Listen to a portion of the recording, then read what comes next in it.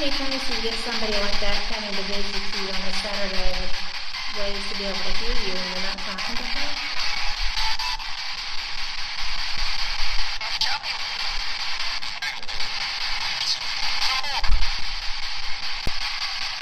How many times do you get somebody like that coming to visit you on a Saturday with ways to be able to hear you and you're not talking to her?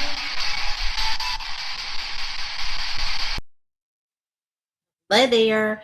And yes, that is from my investigation, and I heard the part from Sloss, so that was a lot of fun. And if you have not been to Sloss Furnaces in Birmingham, Alabama, you have got to go. It is such a great place. Even if you're just exploring it, if you're not a paranormal investigator, it has the most interesting history, and it's very well preserved. There's a museum with a film you can watch about the history of it. It's just amazing. But if you're a ghost hunter, well, that's a whole different thing. So I am really excited about tonight's episode of Fate because I am going to be going to Eureka Springs, Arkansas. Y'all know that. And it's going to be the first week of April, into the first week of April. And it's going to be such a thing. It's the Eureka Springs Ozark Mountain UFO Conference. And I've gone for several years now. I've met some of the most interesting people in the world. That's where I finally got to meet Stanton Friedman face to face. I was such a blessed girl that weekend because we got to just sit down, because I'd interviewed him, I think twice. And it was so fantastic because I actually got to sit down face to face with him because he sold out all of his books in like 15 minutes once he got down there. And hello, Robert Gorman. He says, if I'm excited, he's excited. So I like that. That's a good friend right there. But Eureka Springs is special. I had met Linda Moulton Howe at a couple of different events and Richard. But the face-to-face interpersonal conversations that you can have, you get to know people, you get to learn more about their history.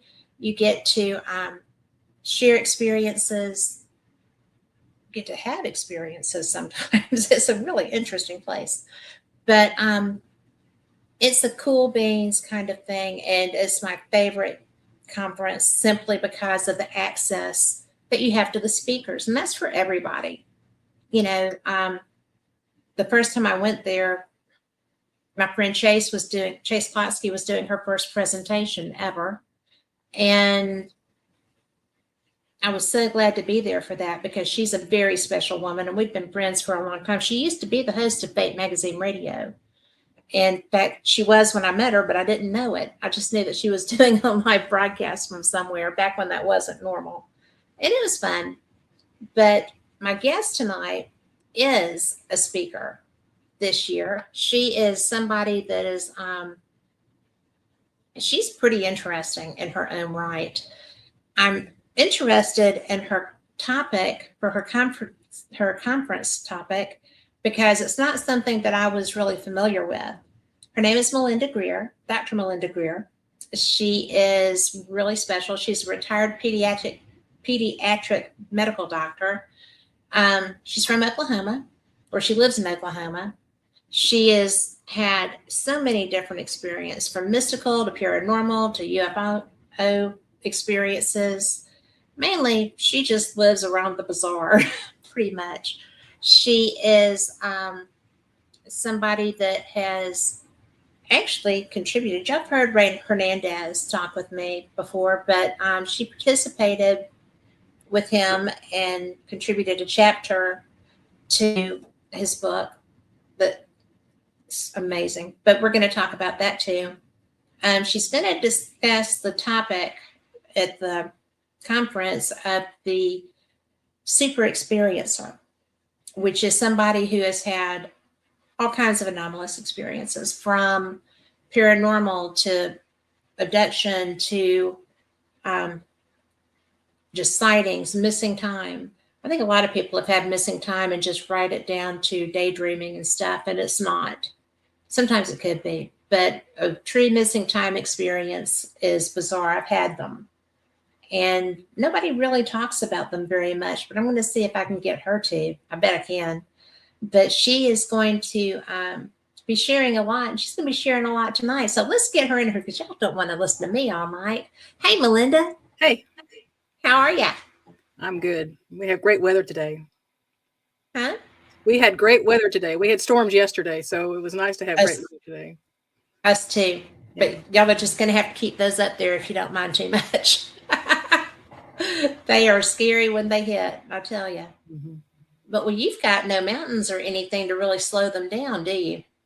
We have hills, and we're on the very edge of the Ozark Mountains, so we have some topography that I didn't have when I grew up in central Oklahoma, where it's the Great Plains. But it's kind of a Dorothy thing there. I'm in northeast Oklahoma near Fayetteville, Arkansas, so it's okay. I didn't know that's where that was. Well, it's about an hour away, but that's a major city nearby. Well, thank you so much for being here, because when we talked to schedule this, I enjoyed you so much. I thought you were fun and interesting, and when I started reading about the super experiencer thing,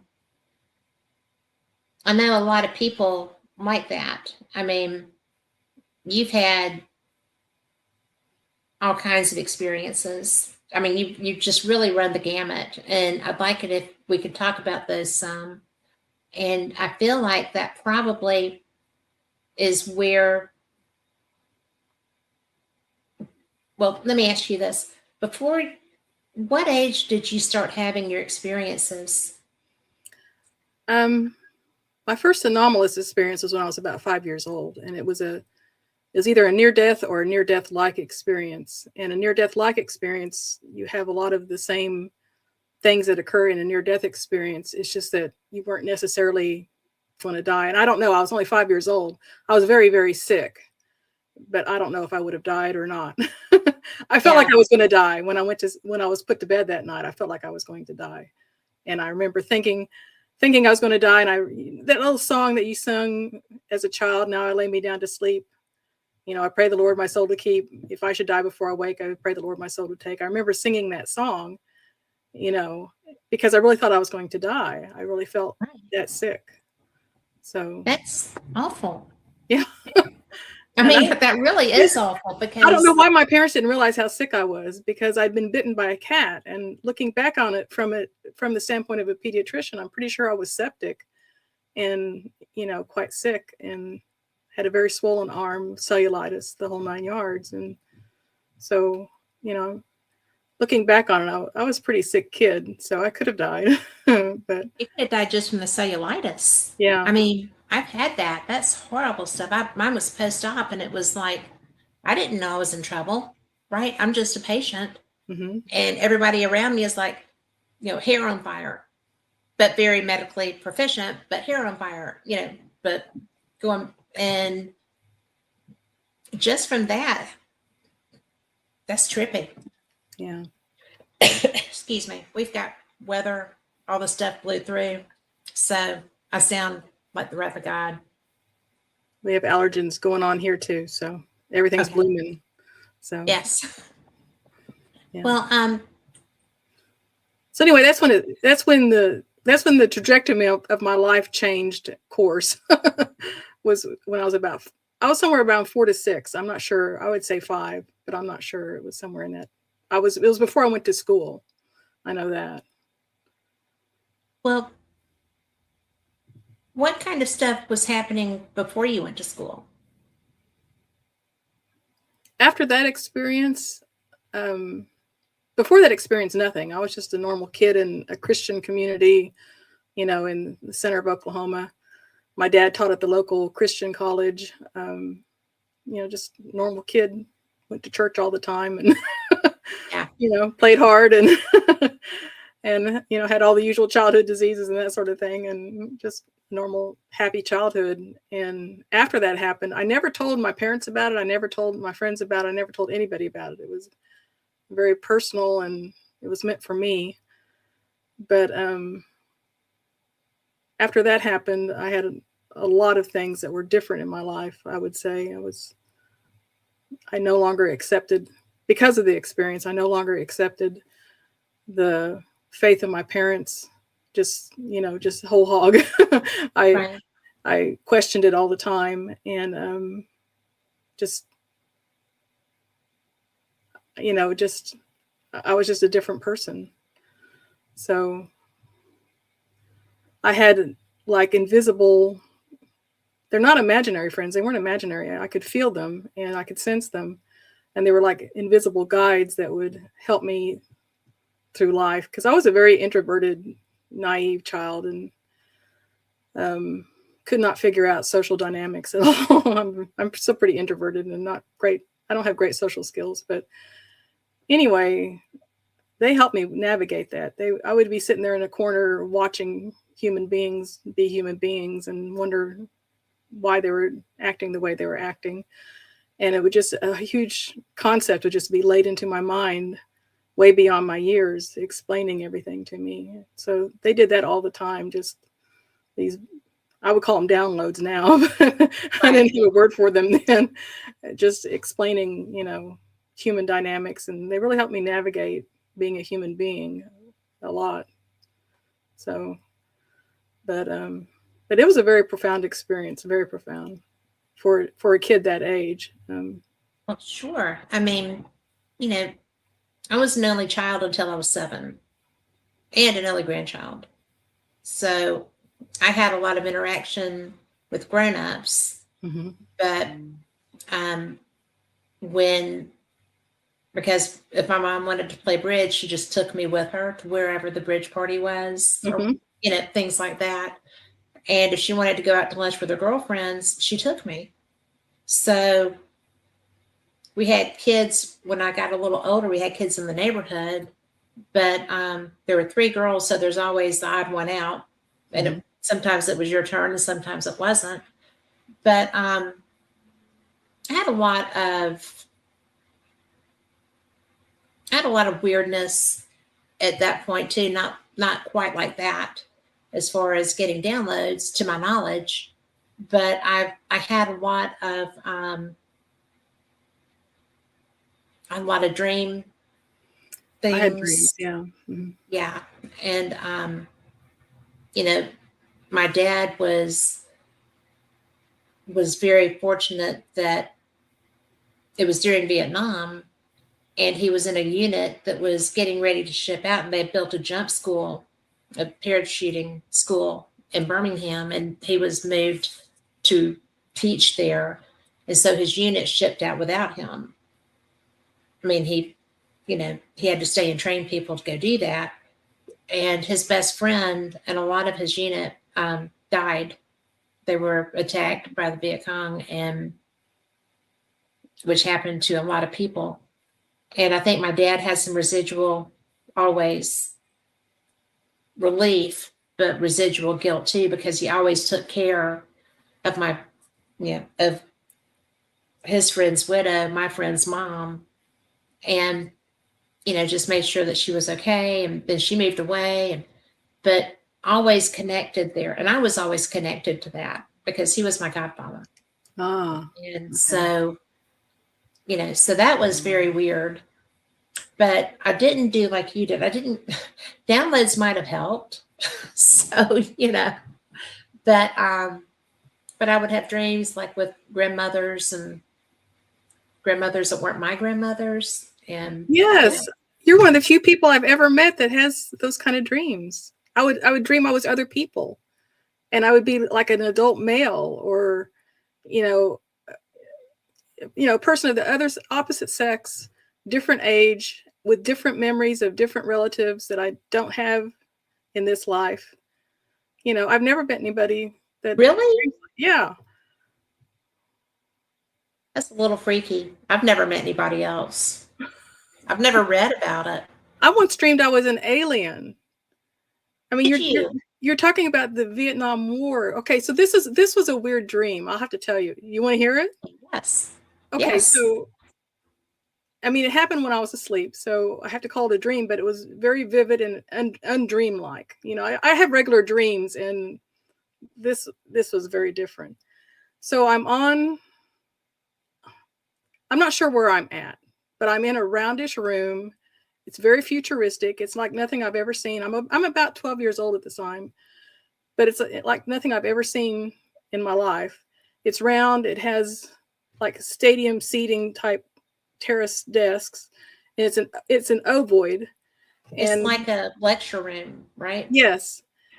And on a wall across from me, I'm the only person that I remember being there. I don't remember anybody else being there, but there was somebody behind me that was directing the whole thing. And on the wall, and this was before we had big screen TVs even. We had the old cathode ray tube things that were black and white in my home anyway.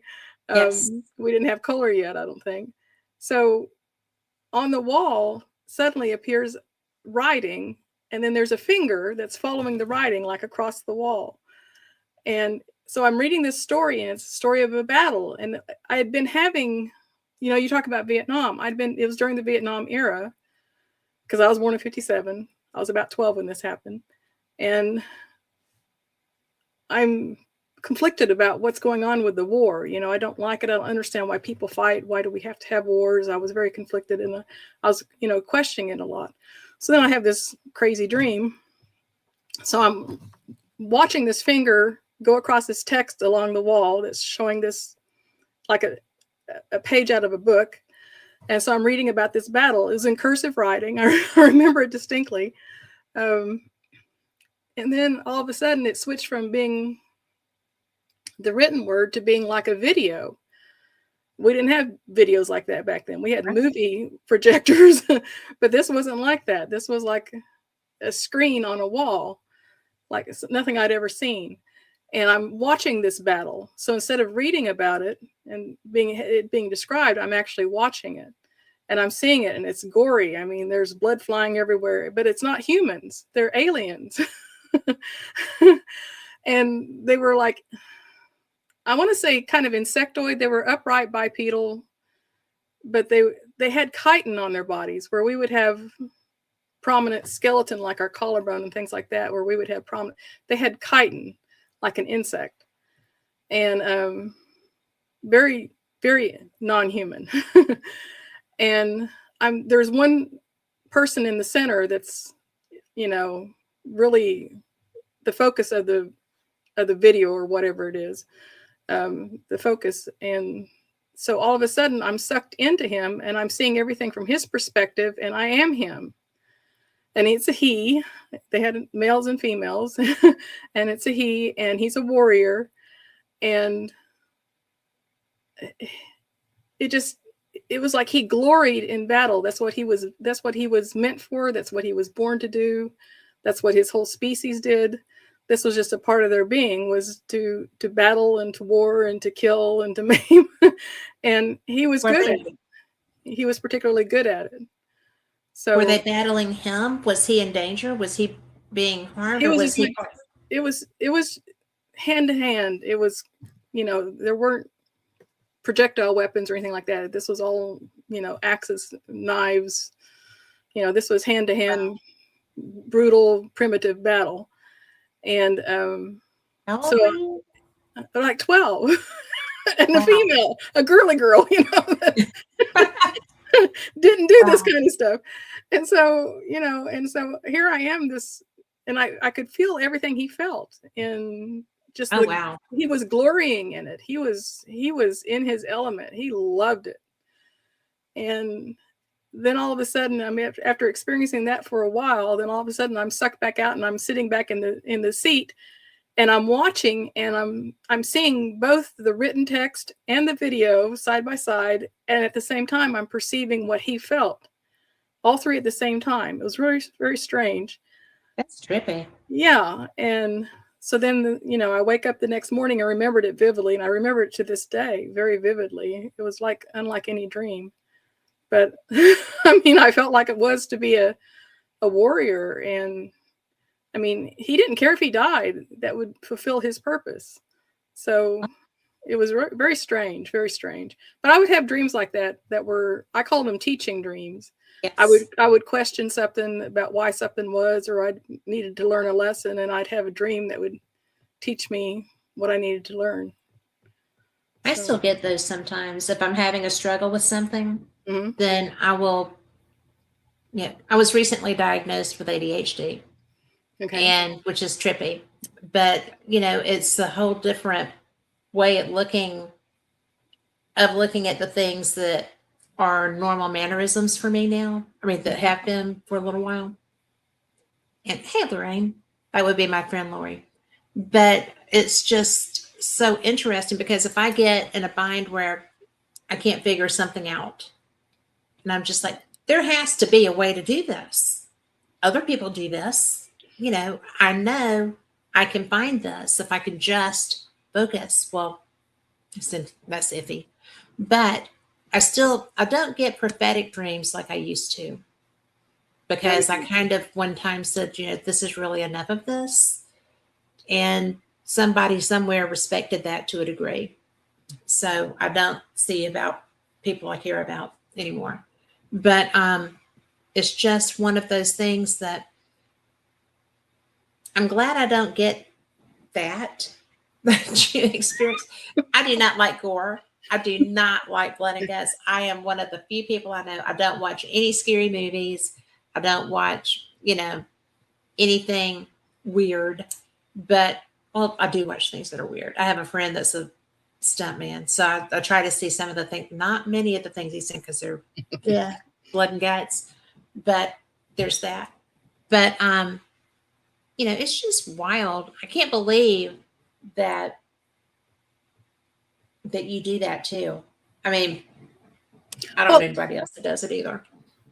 I don't dream as often that I'm other people anymore, and I call it dream, but it's not like a dream.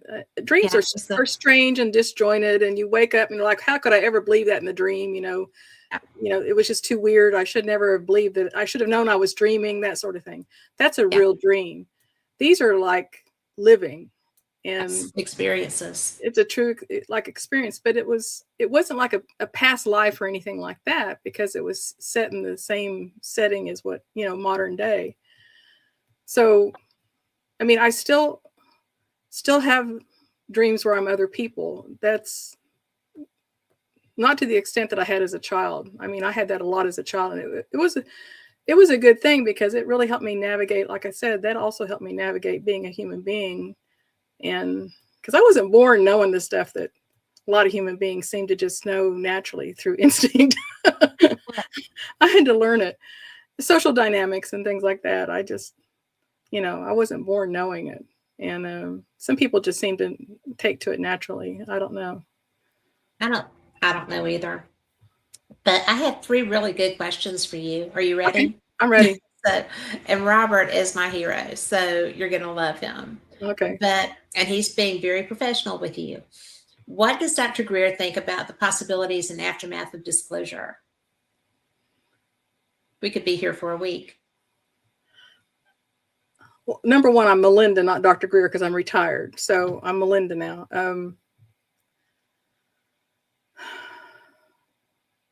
After disclosure, I think it's going to have to happen. I think if humans don't initiate it, then I think it may be taken out of our hands.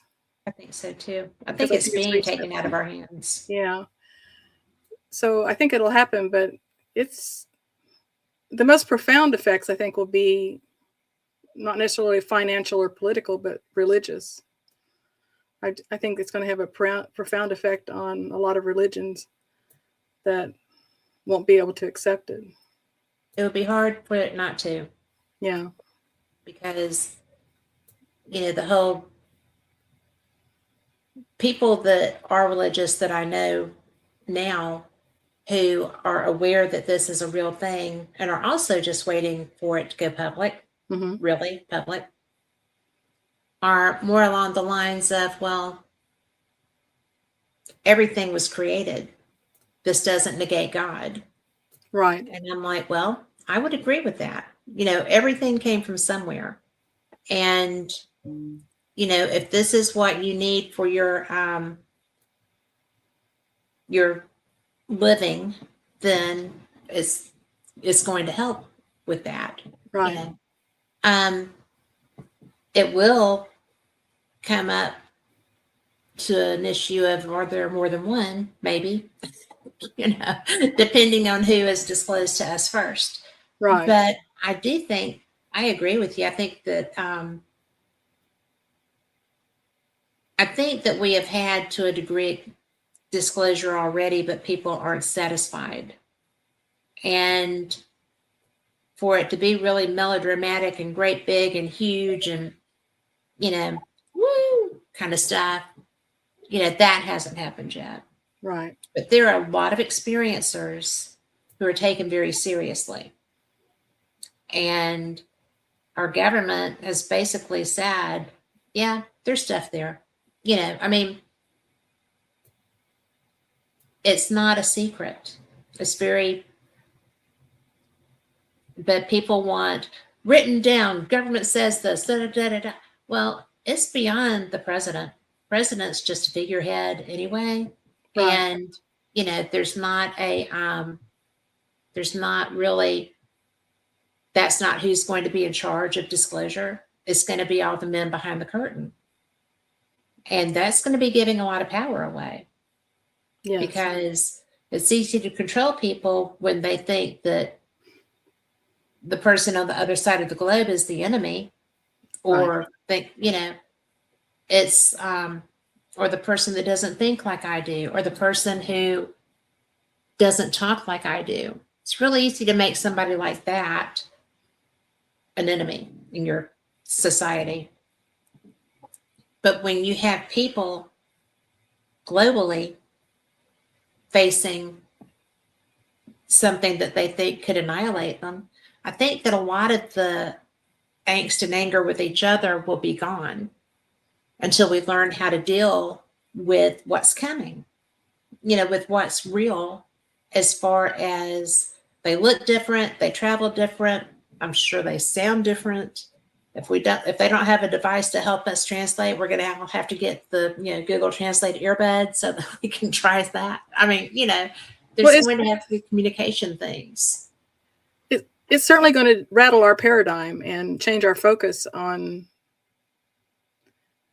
our place in the universe and what it means to be human. And, we're going to have to accept that we're not as important as we think we are. And we're probably not the top of the food chain. No. Like mindset, learning abilities, that kind of thing. Right. Or maybe it is a real food chain. I don't know. Who knows what's out there? But it's the uncertainty that's going to be such a overwhelming factor, I think. Yes, I think so too. Because Robert says telepathy needs no translators. And I'm like, it does not. But you know what? I think in English.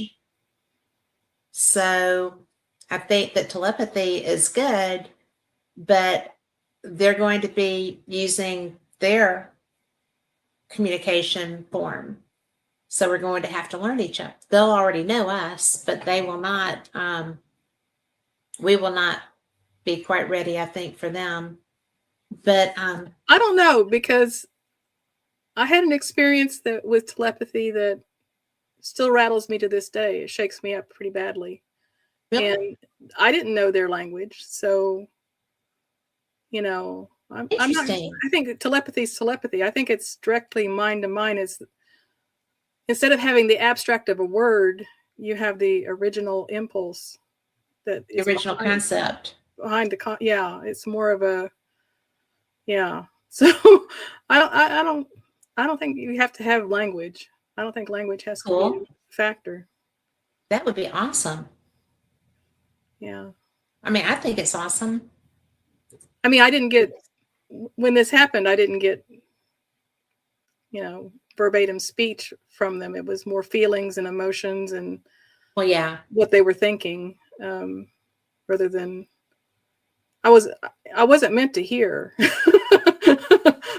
It wasn't meant to happen. And but I was, for whatever reason, I was capable of overhearing their conversation. And I say conversation, it wasn't verbal at all. It wasn't audible at all. But still communication, though. Still communication, yeah. So, well, can I ask, what was, and don't answer if you're not comfortable, but what was the scenario involved there, where you didn't know, you didn't think you were supposed to? I'm fine talking about it, but it rattles me to this day. But I was at a place near where I lived at the time. I lived in Southeast Oklahoma near what's called the Talamina Drive. It's a famous scenic drive along what's called Winding Stair Mountain in the Ouachita Mountains of Southeast Oklahoma. And I was at a place called Horse Thief Springs, and it was an old civilian conservation corps picnic area. So built back in the CCC days.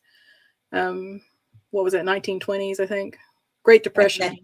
Yeah, it was a Great Depression era. And so anyway, I was there, and it was a nice, pretty sunny winter day, kind of like now. And well, it wasn't spring, it was winter.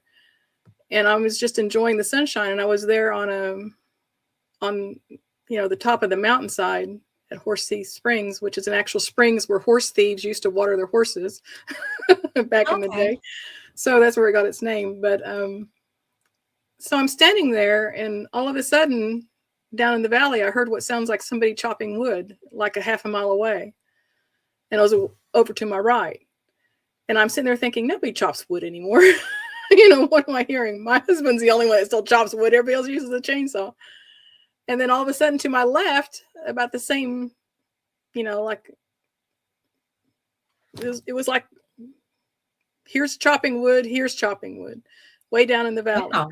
And I'm thinking, well, that's weird. And then in rapid succession, it goes from the sound of wood chopping to the sound to a little bit closer, and it sounded like horses trotting, like their shod hooves hitting rocks. And there was a whole bunch of horses trotting in front of me down the valley, but closer to me. And then it came closer, and it was more like listening to horses running. And then it came closer, and it was like listening to stampeding cattle. And then it just came up the mountain, just zipped up the mountain towards me.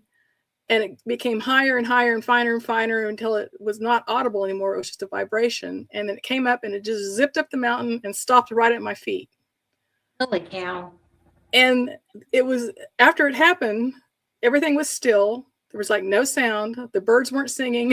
It was just total silence. And I remember seeing one leaf falling from a tree and just kind of falling down through the air. And I'm thinking, cool. It didn't scare me at all. Even though it stopped at my feet, it didn't scare me. I was just intrigued and just kind of awestruck and wondering what the heck that was. Was it seismic? Was it some type of earthquake? What was that? So I'm looking around for a trail to get down below to see if I can figure out what was going on. And as I'm thinking that, all of a sudden up above me, over the tree line, I felt two beings. And I can't explain what it's like to feel beings, because I've never had anything like this before or since. But I could feel that there were two beings. They felt male, and I couldn't see anything. I looked in that direction, and I could feel that they were scrutinizing me, and that it sounds crazy. It's absolutely bonkers. No, it doesn't sound crazy. I mean, but I could feel them, and they were like the one on the left had a proprietary air towards me, like he was responsible for me in some way, or like a sense of ownership. You okay?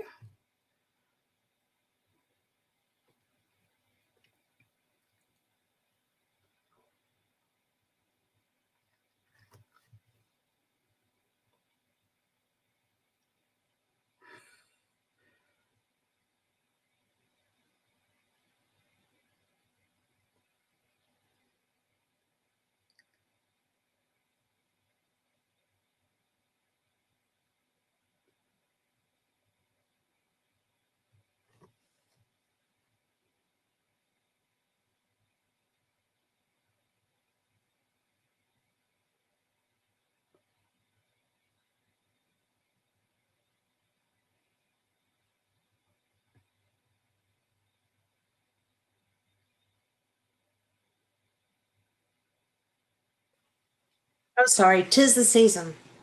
It is that time of year, yes. So anyway, one of them acted like he owned me or was responsible for me, like a scientist would feel about a lab rat. that same type of, like I was a specimen. And it irritated the socks off of me because I'm sure it did.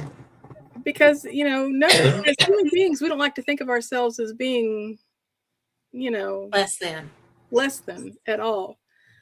And the other one didn't have anything to do with me in any way. It's just that they were communicating to each other about me, but I was able to overhear them. And the one that had this sense of proprietary ownership of me said something to the effect of like, she's impossible. Like, it was said with a sense of kind of exasperation, but pride too.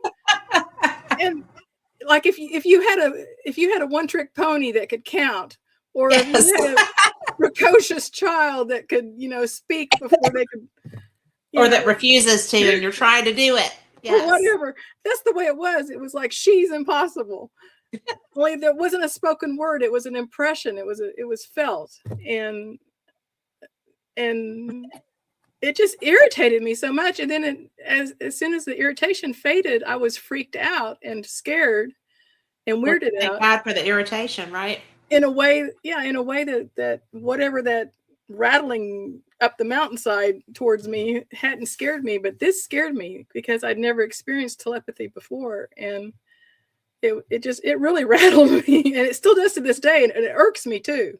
Well, it would irk me too. I felt it very irksome to be the subject of somebody's, science experiment or whatever. Right. And they were trying to scare me. They were trying to scare me. They were trying to get a reaction. It was deliberate. Yeah. So anyway, but yeah. Well, Robert Gorman is one of my heroes. I love him, and he is bringing all the things. And but he was like Oz effect, that all the things happening around you to stimulate a reaction from you, Oz effect. But he also says, when we were talking about disclosure, he was like, Earthlings get upset over Super Bowl halftime shows. This will not be pretty. So, I love him. I really do. But it's he also said that disclosure might not be rainbows and unicorns, the snowballing consequences of it. And I think one of the reasons I genuinely don't think that we have been, hi Ingrid, we have been told anything is because we're so violent. Even as a species, we're violent. And, you have your docile people, and you have I don't think anybody's truly docile if you hit the right button. But it's just, well, right? I mean, we all have our thing.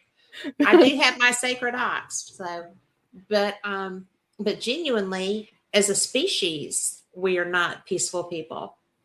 And so it's really frustrating because I'm like, I will see craft, I will see things around me. And I'm like, what must they be thinking? Seriously, what must they be thinking? I'm so sorry. I'm not really, don't judge my species by me, because I do have, but it's just so,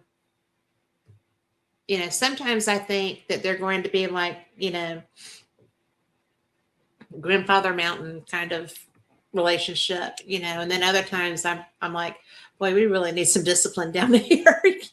Everybody's going crazy. And, you look at things like this past week, right? And it's like, we're trying to prevent nuclear warfare by having warfare. Right. And why is there not a better alternative? Yes. And I mean, I'm fairly conservative just in my thinking, because I think everybody should just be allowed to do what the hell they want to do, and everybody else mind their own business, as long as you're not harming. Right. Do no harm and you're okay. And very few people think that. And people think I'm nuts for thinking that. But there's so much that we can do better. And it would be nice. I'm not afraid of it happening. I mean, I'm 64 years old. You know, things are going to happen eventually anyway. That's not an issue. I just think that it just needs to be something that we're a little bit more open to, and we're not trying to figure out how to blast Mars or, you know, building Star Wars to be able to do, you know, things. And I think that we need to be doing something more than sending a gold record with our exact location to people we don't know, and just start putting out universally, we're positive, we are excited, we would like to meet you. If you have something to teach us, we want to know about that. And just, you don't even need a craft. Right. I mean, you can just put that out and on its way to go wherever. I feel like, and you can correct me, I feel like it affects us too. You know, I feel like we can truly affect each other if we focus that way in a positive way. I know we do the negative a lot. We do the negative already. But if you can do the negative, you can do the positive. Right. You know, it's not rocket science. Well, maybe for some people it's rocket science, but it's not. We're geared that way. And somewhere along the line, it turned into negativity. Right. And, you know, like decades and decades ago and centuries ago, maybe with an apple. I don't know. Maybe that was the fallen one, you know. But it's so interesting to think of the different things. What is the most interesting, and you can't go too big because we still have an hour and 20 minutes. I know. But what is the thing that has shook you the most as far as that type of experience? The thing that probably had the most profound transformative, you know, aspect of it was the near-death experience that I had as an adult. That was in 2013. As far as positive, I've had some scary experiences, like missing time and things like that, you know, were scary. But I think the most positively transformative one was the near-death experience I had when I was 55 in 2013. So it was awesome. I highly recommend death. Well, I mean, I've had one, but what happened with yours? So I'd been flown to a regional hospital in Tulsa called Oklahoma Heart Hospital, like the night before. They thought I had a dissecting aortic aneurysm, which is where your aorta coming out of your heart's about to explode. Yeah. And they'd actually taken me to the OR. I'd signed my rights away. They'd taken me to the OR and had me set up with my A negative blood in the heart lung machine, you know, the bypass machine, and everything ready to go. And then they decided to do what's called a transesophageal echocardiogram, where they stuff a probe down your esophagus to see what your heart's doing, and decided that I didn't have a dissecting aortic aneurysm, but there was something abnormal there. So the next day, after I recovered from the anesthesia and everything, they put me in a wheelchair and were wheeling me, and I needed to go to another building across the road that was literally, I needed to have what was called an MRA, which is a type of MRI. And the machine to do that was across the road. So had to go down an elevator through a long tunnel underneath the road, and we were headed towards the elevator at the other side, getting ready to go up. And my nurse was literally reaching out to push the button when I start losing my vision. And I told her, you know, something's not right. I think I'm about to pass out. I need to get down on the floor, you know, and then I started losing my hearing, and you're about to go. Yeah. So the last thing I remembered was trying to get out of the wheelchair and get down on the floor, get flat, because that's what you do when you're about to pass out. And she yanked me up by my hair and my hospital gown to keep me in the wheelchair and whip me around. And that's the last thing I remembered, until all of a sudden I'm laying on my back, looking up. I still don't have my peripheral vision back, so it's like I'm looking out of a well because I just had central vision. And I see this bald head looking into my central vision. And he says to somebody behind him, she's back. And somebody was like fumbling underneath my gown. Somebody over here to the right said, "Do you have seizures?" talking to me. And I said, no. He asked if I had epilepsy. I said, no. And then I felt somebody was fumbling under my gown. And when I say felt, I could feel him. I could feel his energy in a way that I don't as a human being. I'm very intuitive, but I don't usually feel energies like that. I mean, I could feel that he was young, he was scared. Right. I could feel his emotions and things like that. And he was fumbling under my gown, and I realized he was trying to get defibrillator pads on me. And I, when I came back to consciousness, he asked the guy behind me, "Do I still need to put these on her?" And I remember thinking, yes, your patient just died. You need to get them on her. Quit worrying about Do it now. Quit worrying about modesty. Just rip the gown, cut it, whatever, get them on.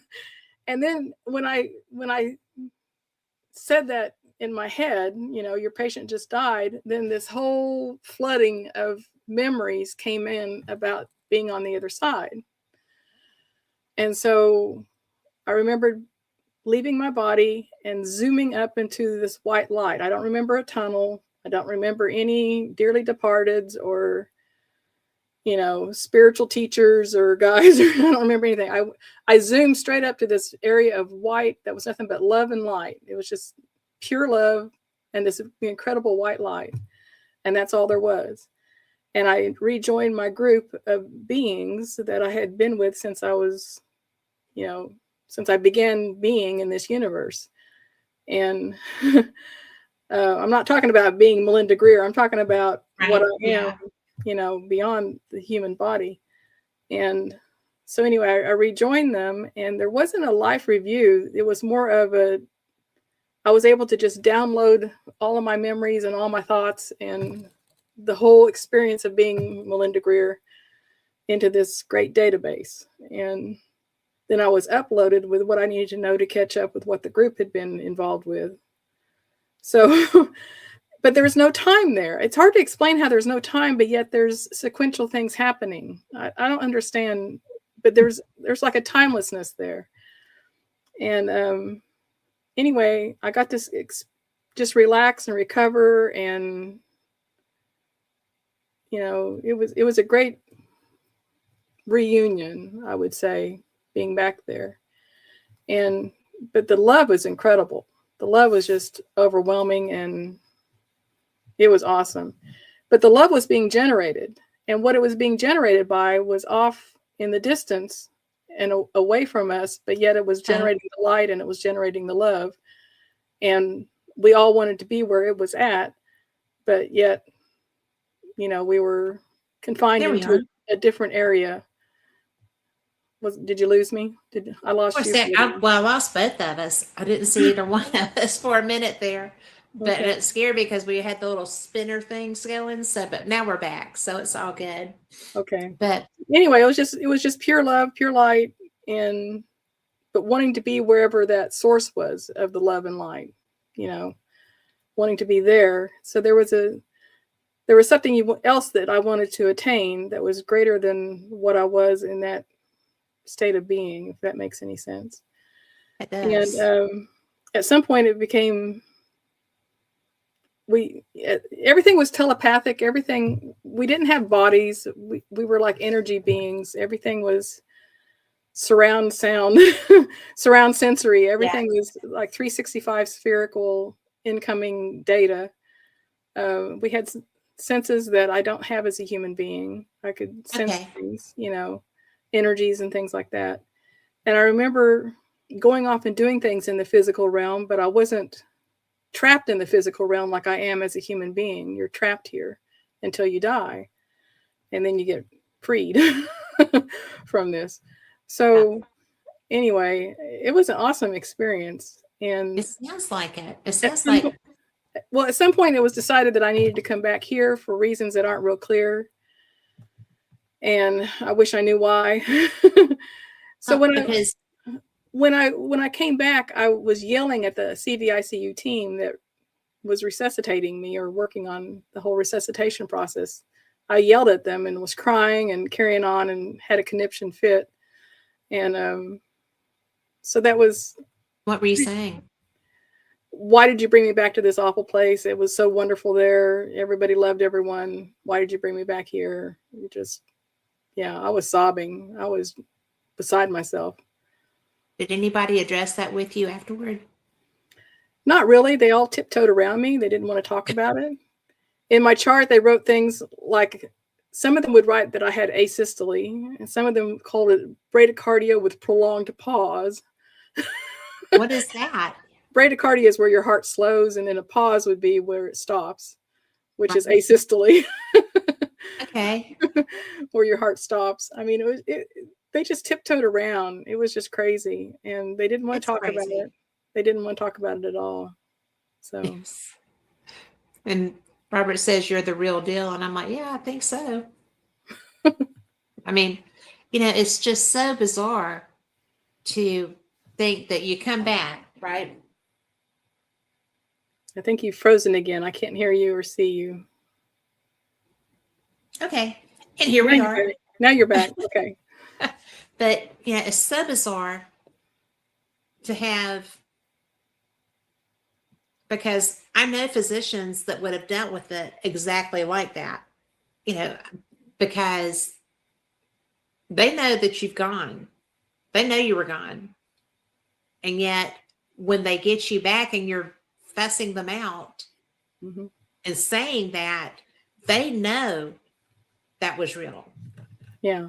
They knew that was real. And they tippy-toed. They just blew it off. They talked about it afterwards. I know that because I recently had some arrhythmias and problems, and I had to go see a local cardiologist. And I ended up seeing a physician's assistant. And he used to work there at Oklahoma Heart Institute. And he remembered the whole thing. And I remember them talking about me afterwards. Oh my gosh. So it was funny because they wouldn't talk to my face. That is so, that's wrong. That is wrong. I needed psychiatric counseling after that. Because it took me a while to. You at least needed to be, that's ridiculous. Yeah. I would have been so mad. I would have gone and found them. I would have. Sometimes I'm feisty just a little bit. But, I don't understand why people who that's their day in, day out, what they do every time. I know that a lot of hospitals are set up with things, with trips, with signage above that's not visible. It's on top of cabinetry. It's right. It's tucked away, and I know that because I have friends that work in there, and people see those signs. People bring back information. People bring back stuff that, it's just so much. And that's just one of the other things that we get treated like children, or worse, really, because we educate children. And, if we have these experiences, then I have friends who have had alien interaction, real alien interaction. I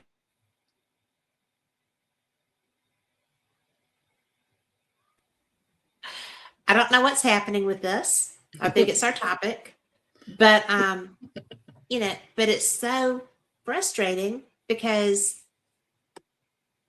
they will not talk about what happened to them. They talk about it to me because we're friends, right? But if I were to ask them to be on here, they would have a conniption fit. I mean, they just would. Well, that's the thing is when I came back, it was with, I would say, a compulsion I'm impelled to talk about not only my near-death experience, but all the other weirdness that I've hidden all the rest of my life. I mean, I've hidden it, except talking to my husband about it, or selected friends, people that aren't going to judge me too harshly. But 6 ways to Sunday, but they'll still love you, right? I certainly didn't talk to my colleagues at work about it and things like that. Yeah. But then after my near-death experience, I saw ghosts for several years. And that's not an unusual thing. If you research it, that's not unusual for people that have had near-death experiences to suddenly see ghosts, but it's not necessarily forever. Anyway, for several years at the hospital, I would see ghosts, and I would actually talk about it. I mean, with my colleagues and with the nurses and things like that. And it was amazing how many of them also had seen things, but they wouldn't talk about it until I approached the subject, and then that gives them permission to talk about their own experiences. So Robert says disclosure is more than aliens and more than afterlife. I mean, there's so much. And when you started sharing to the extent that you have, what was your impetus to start doing that? Again, I returned immediately talking about the near-death experience. I talked about it with family. I talked about it with the nurses. I talked about it with the doctors in the room. They didn't want to hear it, but I talked to them about it. Not like the one when I was a child where I just kept it all to myself. Right. Yeah. Well, you're a little more assertive, I'm sure, after your education and background. Right. Yeah. But yeah. The childhood one was a little different. It was still the unconditional love and being surrounded by it. But instead I was in space. I was like shown galaxies and I would have loved that. Yeah, solar systems and galaxies, and how there were energies that passed between the galaxies, and it was beautiful.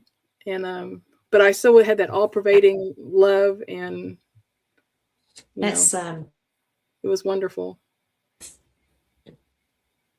That's probably if I could do anything, if I could pick an experience to have, that would be it. Because as a child, we didn't even have television at that time. My parents' church didn't believe in television, so I'd never seen. I mean, maybe I'd seen a drawing in a book of a galaxy or a solar system, but I'd never seen anything like that. No movies. We weren't allowed to see movies. I'd never seen anything. And to be out there and to be actually out in space, it was astonishing. And I never forgot it. And I never forgot that love. And that's why I couldn't accept my parents' religion, because I didn't ever feel that love like I had that with that experience. So, well, don't you think that sometimes this is a real delicate thing to say, but the actual love of seeing creation and interacting with the creator being maybe is much different from forced down your throat, all the rules around you making you stay in a bubble, religious type thing. Right. That kind of religion is much different than a personal experience kind of thing. Mm-hmm. I get in trouble for that a lot. Well, but it's true. I mean, I have found it to be true. It is. And when, like in my case, I've had a whole lifetime of existential crises and ontological shocks. I mean, existential crises, I think everybody kind of knows what that is. An ontological shock is where you get your paradigm shattered. And I've had more paradigms shattered than I can talk about, because, I mean, basically my training was as a scientist. And when you're trained as a scientist and you believe in the scientific method, then, that's the hammer you use on every nail. And when things prove you wrong and prove that whole paradigm wrong, and you see things that you aren't supposed to see or perceive, then, it shakes your very foundation. And when you have a series of those, and that's what being the super experiencer part is not just it's not just like being a psychic medium and having that experience. I mean, I think that would be the coolest thing ever, to be a psychic or a medium or a psychic medium.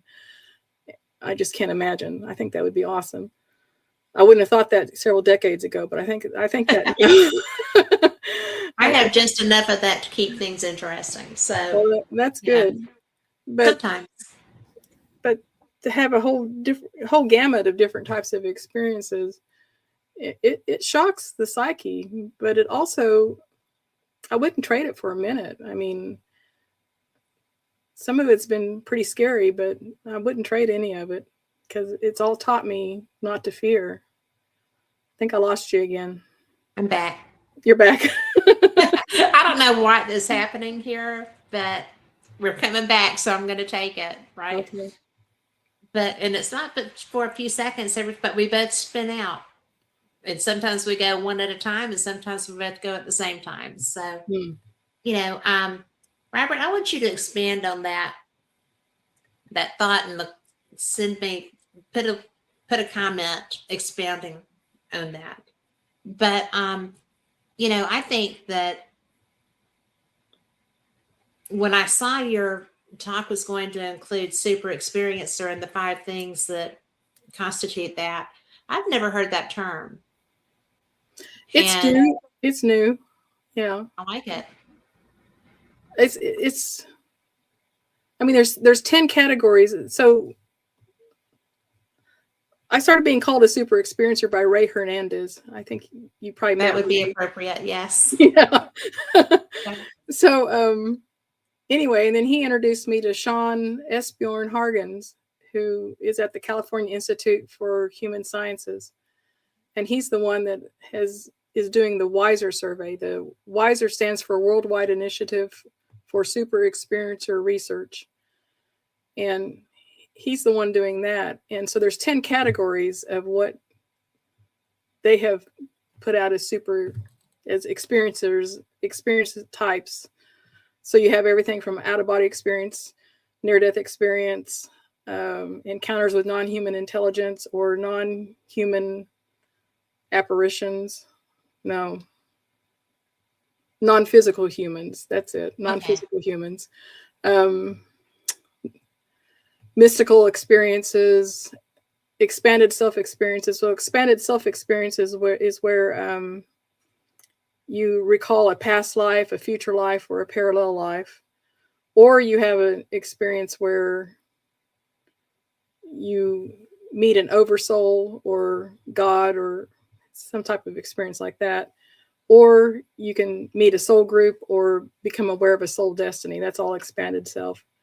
What else? Psychic experiences, paranormal experiences, noetic dreams, permeable self. That's interesting to me because that's like channeling or being possessed. Like being possessed or channeling or merging with other people. Like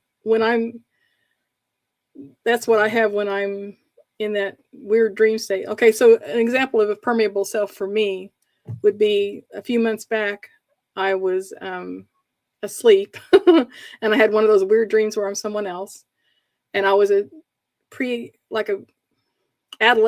early adolescent boy. And here I am, 68 years old, and I'm back to the pimples and awkwardness and being male, which I have never been in this life. That's just a mean one. And so I'm in him, and he's wandering around in this outbuilding on his dad's property. And so I'm wandering around in there as him, and I see that there's a pipe leaking, like attached to a water heater or something. And I think, I need to go tell Dad that the pipe's leaking. And so I go out of the outbuilding, and it's a pretty day, and I'm a kid, and I got distracted. And I remember there was an old, like a junk recliner sitting out, like an old Naugahyde recliner sitting out in the yard. And so I sit in it, and I'm kind of chubby and overweight. I'm wearing these polyester synthetic shorts, and they catch on my sweaty shorts catch on the sofa, and they come down. And so I'm instantly mortified, like any adolescent Right. would be when their Yes. shorts came down, when they scooted back on this recliner. And then I hear somebody coming up behind me, and I realize it's probably my dad, and he's going to catch me with my pants down. Oh, no. And so all of a sudden, I come out of that experience, and I remember swooping out of his head, my focus of being Whoa. swooping out of Yeah. his head and going back behind him, and then going down into the body of his father and getting the perspective of his father, and feeling that it was a really strange sense of exasperation and pride, wondering what is that boy doing now, because he could see the back of his head and it was all wiggly and everything. Trying to get his shorts up. Shorts up. It was, and then I woke up, and it was just such a weird experience to be two different individuals in such a short period of time. So that's permeable self, That would like be so weird. merging with other people and feeling other people's perspective, or channeling or possession, would be permeable self. And then the last of the 10, I think I got all the rest of them, is UFOs, which would include, encounters with non-human intelligences in a craft, missing time, abductions, things like that. So anyway, those are the 10 different categories, and I can nail all 10 of them. Right. So, but to be a super experiencer, they want you to have at least 5 of those categories, and it's not that uncommon, actually. They're discovering more and I know more. people- Not that uncommon. I might qualify. I think you would. Yeah. Yeah. And we just bounced right out. And back in. And But, I know a lot of people that would qualify, I think. And well, they some need to of them- take the survey. I will tell them where to find it. Superexperiencer.org. There you go. That's easy enough. Superexperiencer.org. I'm going to put that in the comments. Okay. So if I could type.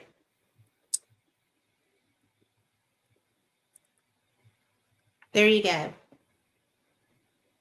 And it went. And it went everywhere. So yay. So when you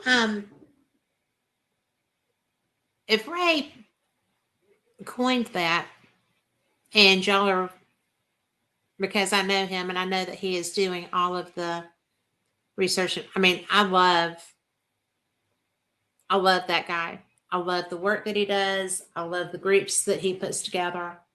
And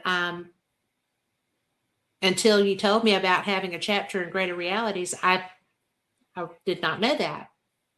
So because I went by your bio from the conference. Mm-hmm. And when I started researching you, I was really so taken with your history, because people don't talk about this being what happens, right? And it's just so bizarre to me that it's really not that unknown. Like I said, I know people that would qualify for 5 of those. Very few people with 10 for sure. But hi Nikki.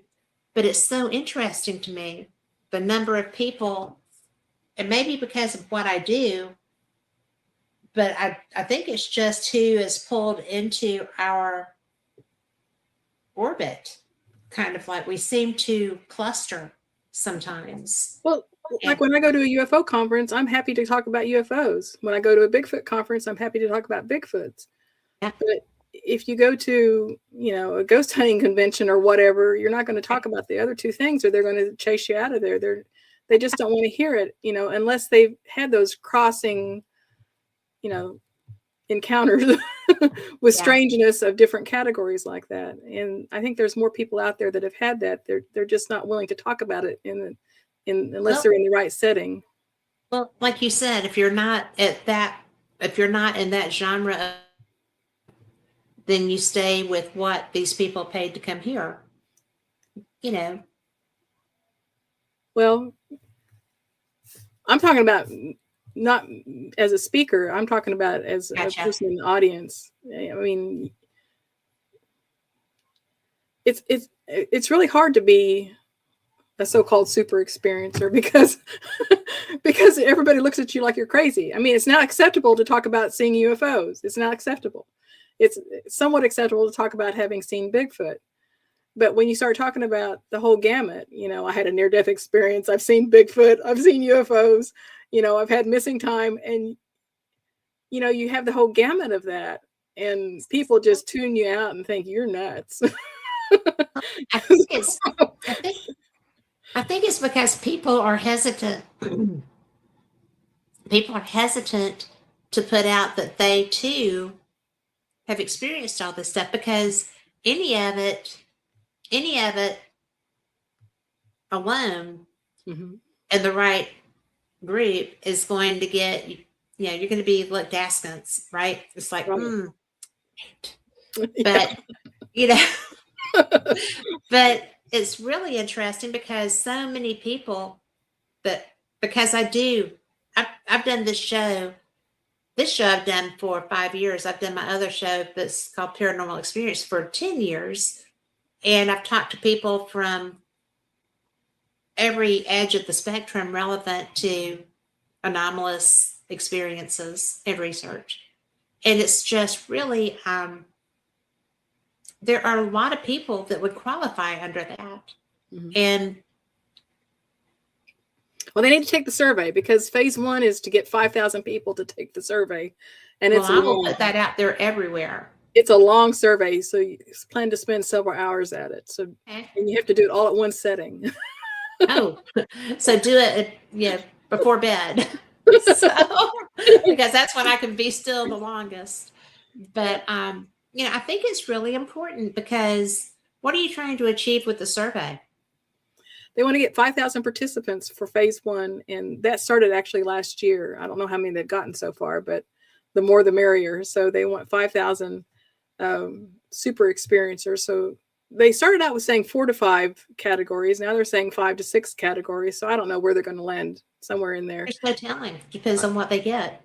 They're finding out there's more and more out there. So anyway, and so then they're going to whittle that 5,000 down and take 100 of them and do psychometric studies, which would be like intelligence tests and, making sure they're sane. I never said I was sane. Psychological studies. And Yes. they'll also do in-depth interviews with about 100 participants that take the survey. And then... Well, I think that's really important, because I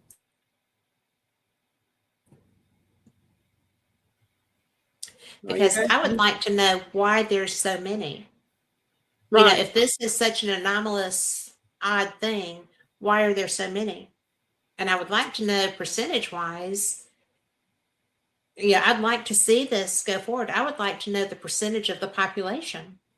Well, actually, for my talk, I looked into that and I was amazed. So what I did was I went on Google and used the Google AI to find out. And so since it pulls together all the different studies that show, and let me think,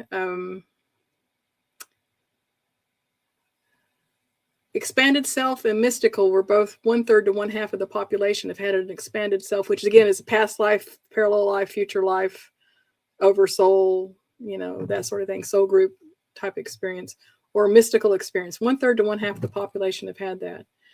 And one of the big ones, let me think, non-human intelligence wasn't that much. It was only about 20%. Near-death experiences were only 5% of the population. Really? Right. That's only 5%. But still, that's like 1 in 20. That's amazing. But still, that's... Yeah. I would think that would be higher. And then, like, psychic experiences was pretty high in some. It went everywhere from like 30% to 75%. It was kind of out there. Yeah. Interesting. So it was a lot more than I thought. UFOs was only 20%. So 1 in 5. I would have thought it was more than that nowadays. I would have thought that was much more than that. Yeah. But I do a lot of UFO conferences. Mm-hmm. So So I think that maybe I'm exposed to more people, Well, through that. in my case, you've talked to Ray Hernandez. He talks about the consciousness modalities, and his idea is that all of these are ways that he thinks that consciousness is fundamental. Consciousness comes first, and the physical universe comes secondary to consciousness.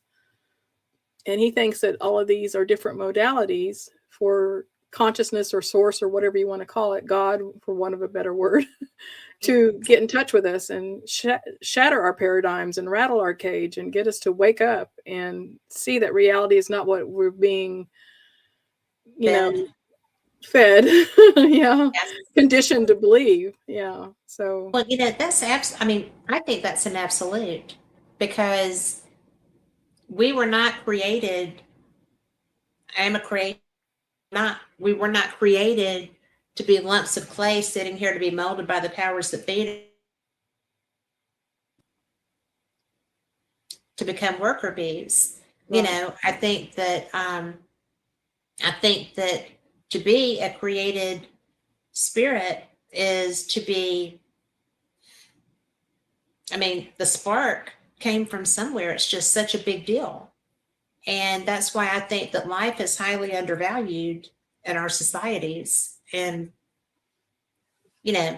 that's just my opinion. But if you can come together from the concept that every one of us is a special created being with these abilities and interaction and stuff, then it makes you really less inclined to off somebody.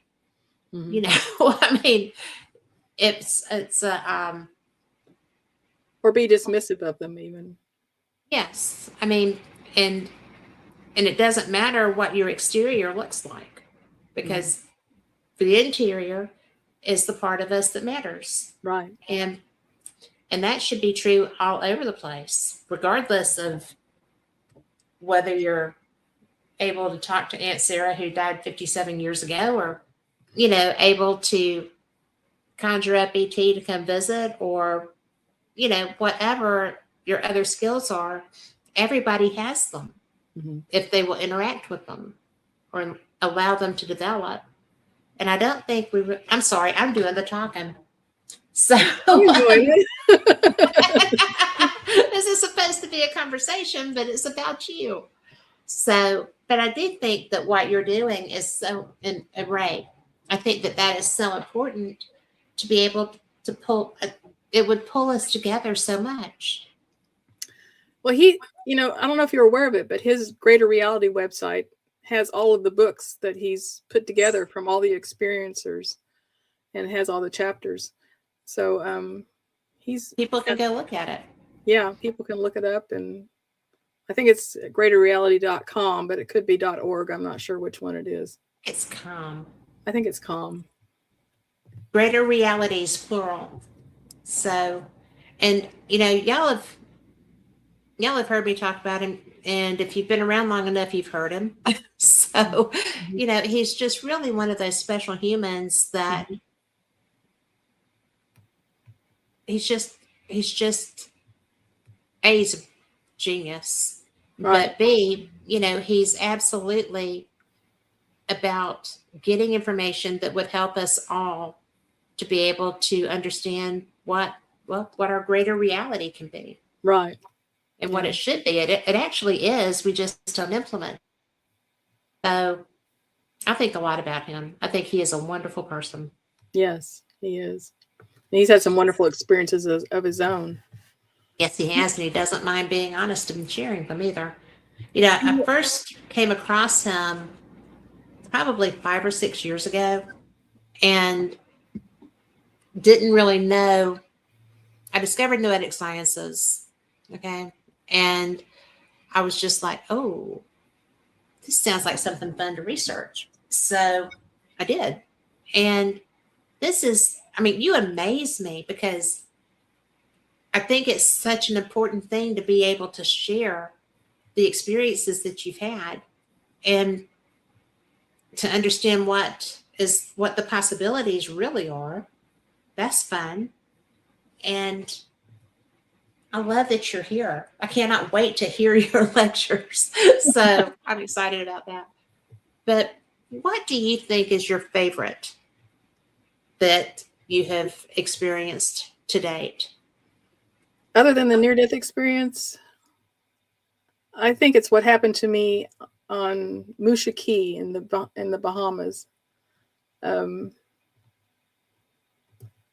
It was it was awesome, and to this day I don't know what triggered it or caused it. And this happened in 2010, and my husband was doing some part-time work for David Copperfield, the magician, who has an island. Fun.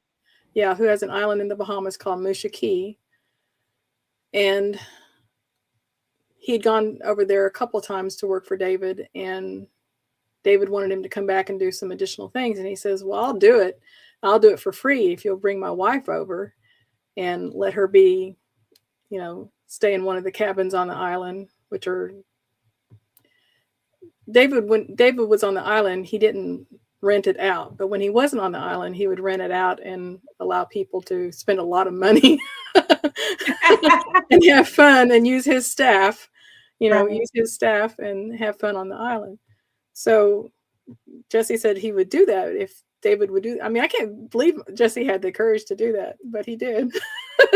And so David paid my way over there, the flight and everything. And we went over there, and I had my own little golf cart to tootle around the island on. And we stayed at a place called Beach House that time. We stayed in different places.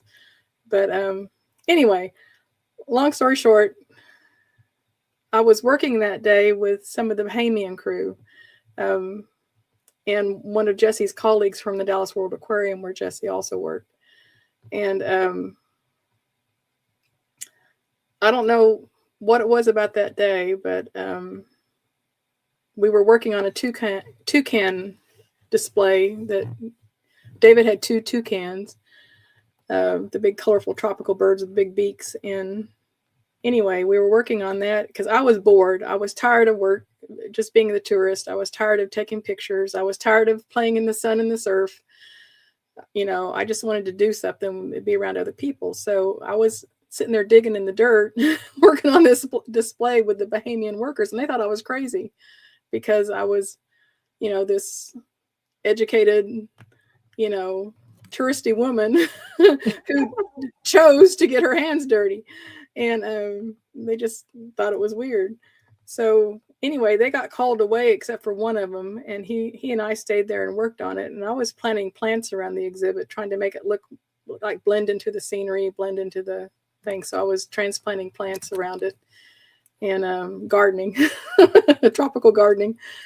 And so anyway, we were just chit-chatting about things that 2 strangers talk about when, you're in somebody else's world.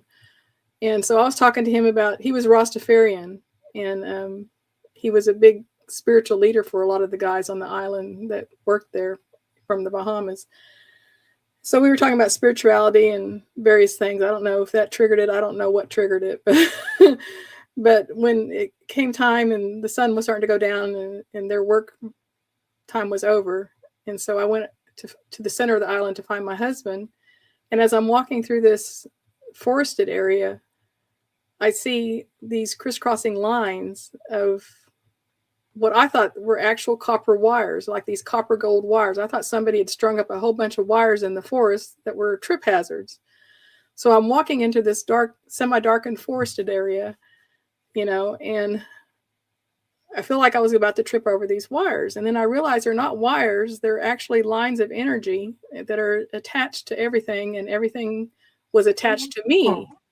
So, so everything, like every tree, every bush, every shrub, every rock, every stick, there was a line going from it to me. And so if I would wave my hands around, all these lines would move around. So they attached to my fingertips, It was the strangest thing ever. I was totally. It's the coolest thing, though. It was because cool, you were one with all of your environment. It was scary. It was. Why was it scary? Because it was really startling. Because I'm a scientist. Damn it.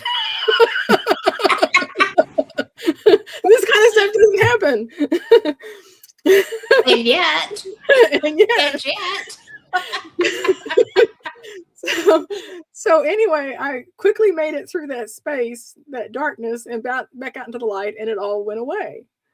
So I went and I found my husband, and we kind of talked about what he'd done that day, and he kind of showed me around a little bit, and the sun's going down, so we had to get out of there. So we go back, and we had to go back through that path, through that same, and I kind of like put it past. I'd kind of like gotten past it and figured it was just one more weirdness in my life, you know. But as we entered that again, I just like gasped and grabbed him because it was back when we got in that semi-darkness of that, and everything was back. And so anyway, I had to tell him why I was freaked out. Right. He couldn't see anything. Nothing was abnormal to him. He couldn't see any of it. So that really freaked me out too, because it's just me. And so we went on through it and got on the golf cart. And as we went back to beach house where we were staying, every time we'd go through a semi-darkened area, it would be back. And oh my gosh. But when we got to beach house and all the lights were on, I couldn't see anything. It was all normal. And then later on, we went outside and sitting by the ocean and listening to the waves and looking at the stars, and it was all back. It was gorgeous. And there were like, it was like the aurora borealis out over the ocean. I could see these nets of lines. And some of them were just lines, and some of them were like crisscrossed, and some of them were like hexagonal, but they were like weaving in and out like the aurora borealis. And some of them were hexagonal like chicken wire, and some of them were like diamond, like woven diamond weave. It was just weird. There were just all these different energies and lines. And so I'm trying to describe all this to him, and he can't see any of it.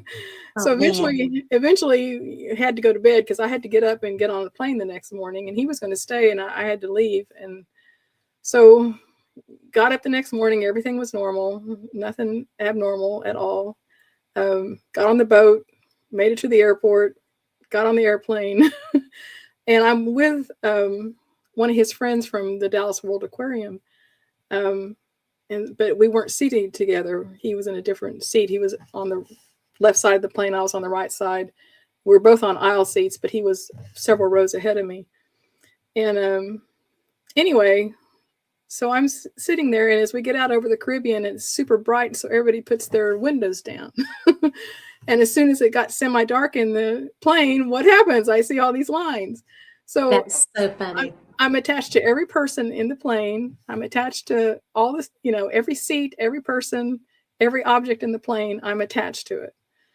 And so I'm sitting there in the aisle, you know, seat, and I'm like, have my hand propped up like this, and I'm like wiggling my fingers and I'm watching the lines dance around. And then I like stretch up over my head, and just I played with it a little bit as much as I could without looking too stupid. I mean, you might as well. I might as well. And so I'd gotten comfortable enough with it that I wanted to figure it out. So I think I lost you again. There we are. Okay. So anyway, eventually, you know, we got towards, I think it was Fort Lauderdale that we were landing in.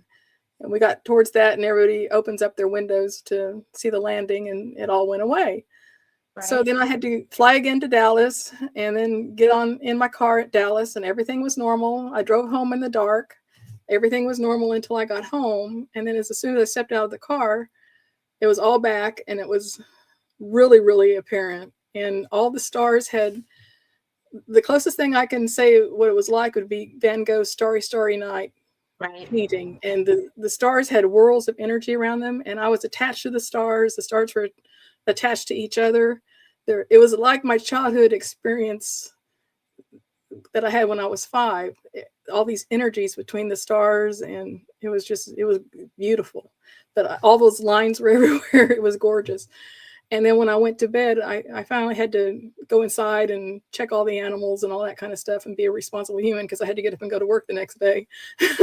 And when I went to bed and looked out the window, I could still see it. But the next morning it was gone, and it's never been back to that extent. I still see subtle lines of energy connecting things and like bubbles of energy between things, but I don't see those copper gold lines like I did that time. So that was very profound, because it made me realize everything's connected. Everything. everything's fundamentally interconnected. So, and I got to see it. I got to see the actual. That is such a gift. I think that's such a gift. It was Because a moment of grace. I mean, it was absolute grace. So totally changed your perspective, didn't it? yeah. So yeah. I love when we get lessons that are cool like that, and harmless. So harmless are the best. So, Yeah. but I have friends that talk about the energy grid, not the power lines, but the actual energy Mhm. grid. Is what you were seeing something of that nature, do you think? About I the don't know. interconnectivity? I think that there's I don't know what I saw. I just profoundly glad that I saw it. Oh, no doubt. I think that's one of the best I don't gifts know. from the universe I've ever heard of anybody getting. It was awesome. Well, that and when you were out in space, that would be like, whoa. Well, and I love, the adult near-death experience, to not fear death, to get to exist as a human being and not fear death. It still pisses me off I had to come back, but what are you here I going am. to do? I mean, your What are time you wasn't gonna do? I'm content to be here until it's time to go again. So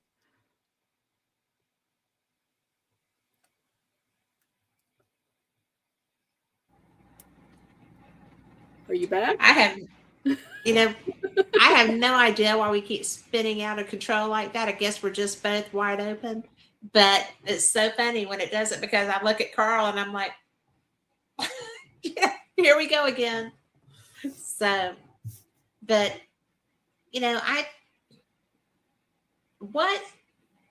because you did say that you speak at paranormal conferences and spiritual conferences and things of that nature No, because of the different. no. This will be the Oh, I second. misunderstood you. No, this is to be the second conference I've ever spoken at. I attend a lot of them, but not as a Right. speaker. Yeah, the only other Oh. conference I spoke at was one at Laughlin, Nevada. Right. UFO conference. Yeah. That's a cool place. Yeah. I haven't been to that conference, but was it Melinda? Well, Leslie, what's her last name? There's a lady out of Sedona who participates with that conference a lot.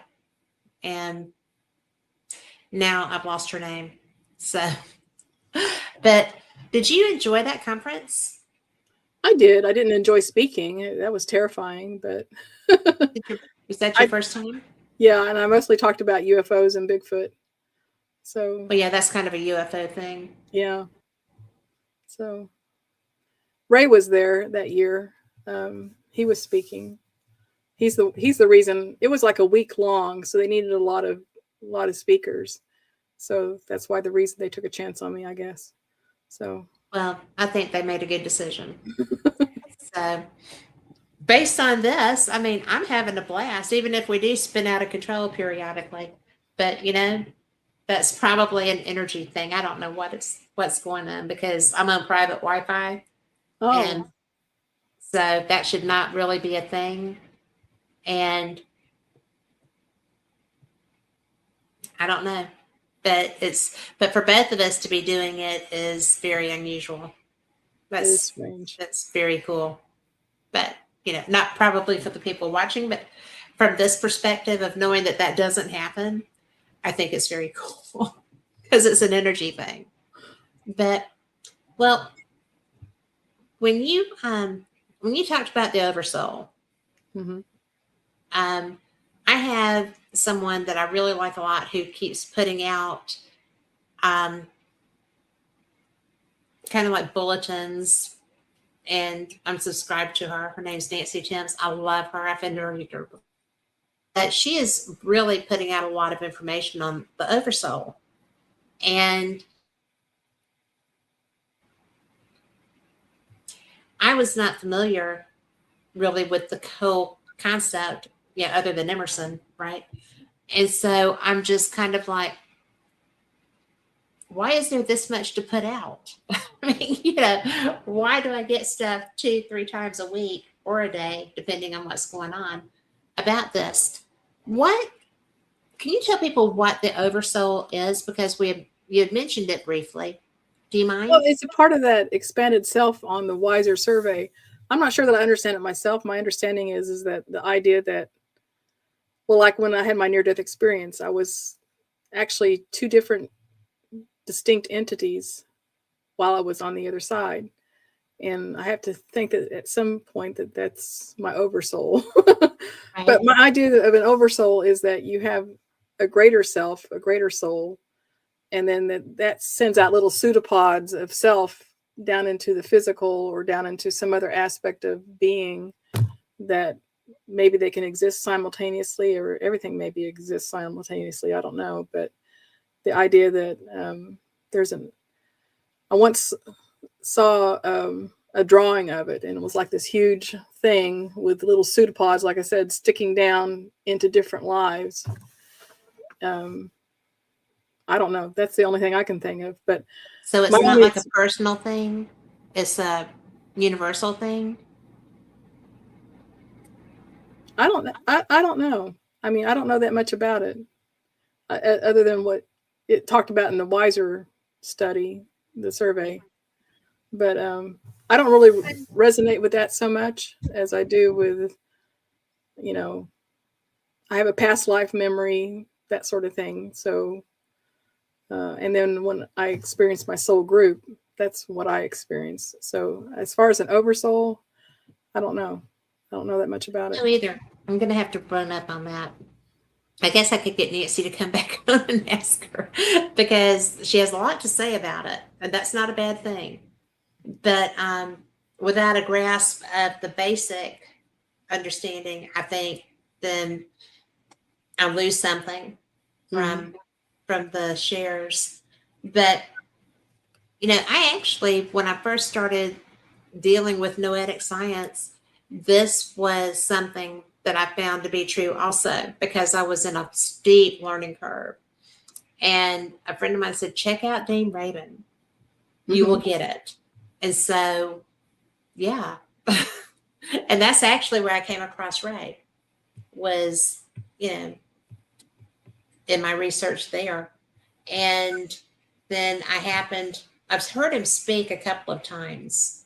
And this last time I did was at this we're going to in April. And I love the fact that the Ozark Mountain UFO Conference, you're going to love, because it's such a personal experience. Yes.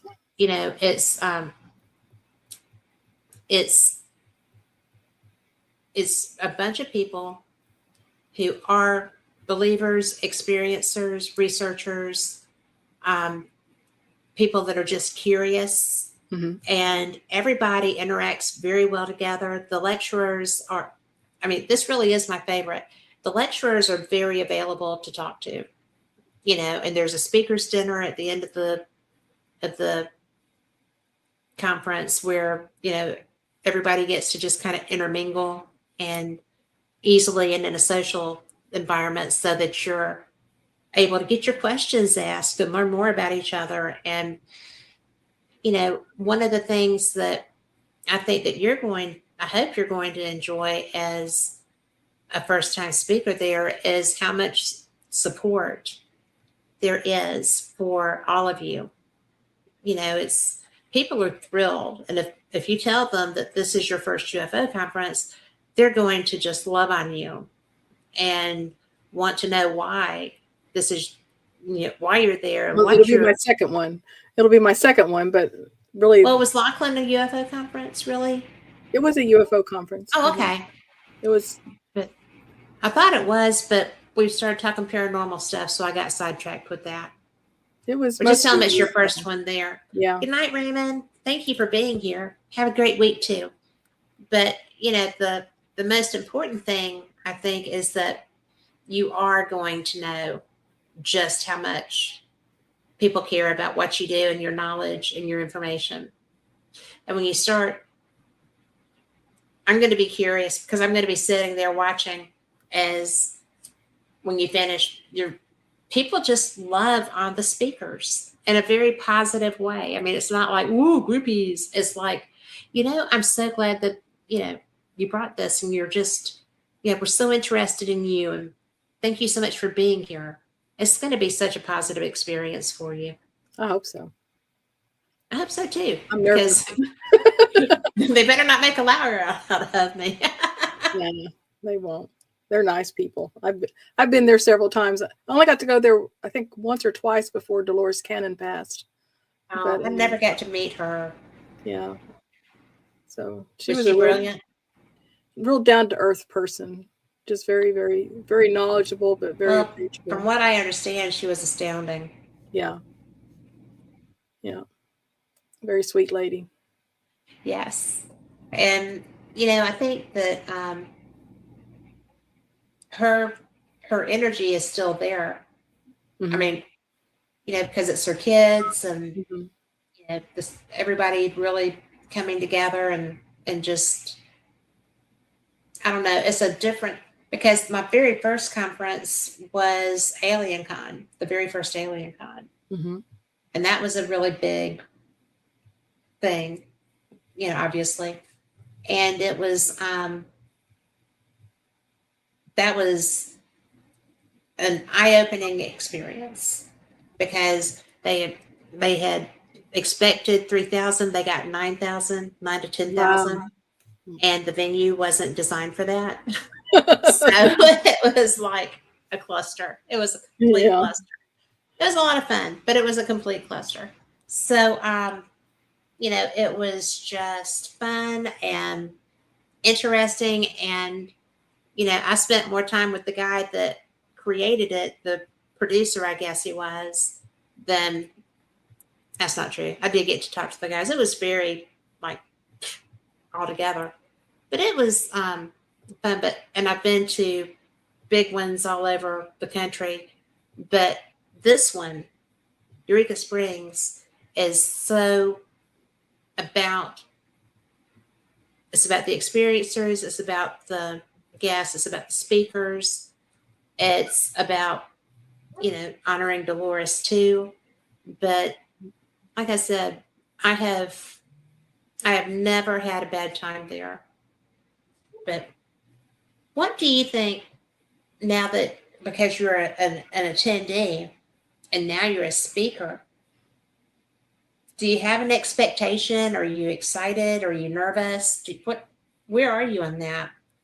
I'm pretty nervous, but I've pretty much got the talk prepared, the PowerPoint Right. prepared. So just, most of it's going to be telling my stories, and that's easy to do because I lived them. So, Right. Talking about UFOs,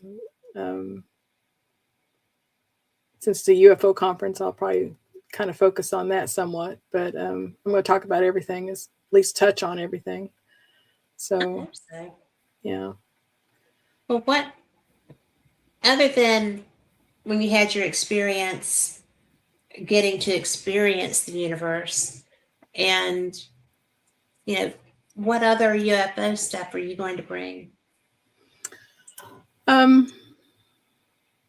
Well, I've seen a lot of different UFOs in my lifetime. So I've seen everything from the one that I associated with like 3 hours of missing time. I think I've lost you again. Are you back? Here we are. Okay. You're saying you see a lot of different ones. Yes. And one I associated with missing time was really weird because it was like 2-dimensional. It wasn't 3-dimensional. It was 2-dimensional, and people around me couldn't see it. So that was strange. And then the one I saw with my husband was like, I would say it was like diamond shape or manta ray shape. And I saw that on 2 different occasions. And the second occasion was really strange because we were prepared for it that time. We actually had film in a Minolta camera that was infrared. My husband had learned how to load infrared film because we were both taking photography at the time at a local junior college, and he was taking advanced photography.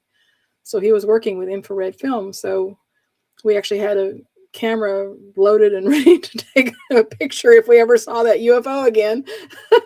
Did you get it? No, instead, I remember we were driving and we saw the UFO. I saw the UFO over to my right, and I said, "Look, Jesse, there's that UFO again." And so he leans forward because I lean back so he could lean forward and see around me. And he looks over this way and he says, "Oh, you're right." And then we both I remember us both just looking forward like robots, going home and going to bed. This is not us. We Oh were my goodness. We were young and crazy, and we were determined to get a picture of that thing if ever we had an opportunity. And instead, we, like robots, went home and went to bed and didn't talk about it for like 2 weeks when I started having memories return of it. He won't talk about it to this day. Really? He'll talk about the first time we saw the diamond-shaped UFO, but he won't talk about that one. Does it bother him because y'all were controlled? He says he doesn't remember it anymore, but he used to say, "I don't want to talk about it." Now he just says, "I don't remember it." Right. He's 72, so maybe he doesn't remember it. I don't know. I don't think so. I think he just doesn't want to talk about it. But I don't know why. He won't talk about it to this day. So Robert said that's very common, and I've heard about that too, often. So that they're just kind of like, "Oh, nothing to see here. Pay no attention to the man behind the curtain and just go about your business." I mean, that happens a lot. But and then from 2003 to 2012, when we lived in Southeast Oklahoma, on at least a dozen occasions, probably a lot more, I saw a triangular UFO, the conventional triangular UFO with white lights on the corners and a red light underneath, flying low and slow. With. Are they low enough that you can? It was only about 400 feet up because I thought it was going to hit the mountain. And I looked later on Google Earth to see what the difference in elevation was between me and the top of the mountain. And it was about 450 feet. And I really thought this thing was going to hit the mountain. But as it got closer, it just gradually went up and just gained altitude and went over it. But that's so wild. Almost soundless, quiet. And it had these weird lights coming out of the front of it that the closest analogy I can say is like a lightsaber. They were like, lights go on forever until they peter out. You know what I mean? They get dimmer and dimmer. This wasn't like this. This was like a bright, like if you took a fluorescent tube and stuck it out of the front of the thing, and there were two of them, and they like crossed each other. And I thought they were hitting something in front of them because lights don't just stop. They don't just stop. So to me, it was like there was something in front of it that the lights were hitting, but I couldn't see anything in front of it. So I was real confused. I thought I was going to hit the mountain. I was freaked out. I thought I was going to witness some type of crazy accident with a UFO. Wouldn't that be enough? That would be. Yeah. But my husband and I were driving one night, and this same type of UFO flew over our car. It came down the river valley and then made a turn just right in front of us. It was over to the side, and then it flew right across, right in front. And again, I thought I was going to hit the mountain, but it gained altitude and went over. So it usually often had the same flight path. It was like I always felt like it was something made by humans. And in 2018, I actually found a patent. I don't know if you've ever seen that patent by the U.S. government that talks about an inertial craft. Anyway, the patent was filed on behalf of the U.S. government by the Department of the Navy, the Admiral of the Navy or something like that. So it's an actual patent. It's called craft using an inertial mass reduction device.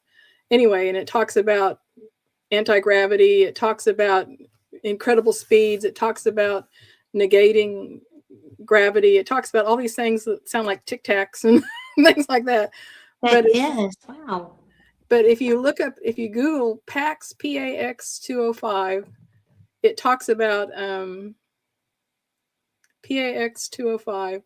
If you just Google that, it shows you the PDF that the person that filed this patent, I shouldn't say that, the scientist behind the patent, he had to give a brief to the patent officer in order to get this patent to go through because it was so woo-woo. It was so crazy. Oh, gosh. Because it talks about anti-gravity. It talks about, let's see, aerospace vehicle, underwater craft. Anyway, it talks about going from outer space to, to conventional, atmosphere, to undersea with no change in velocity and all this stuff. It says that on the patent? Yes. No. Yes.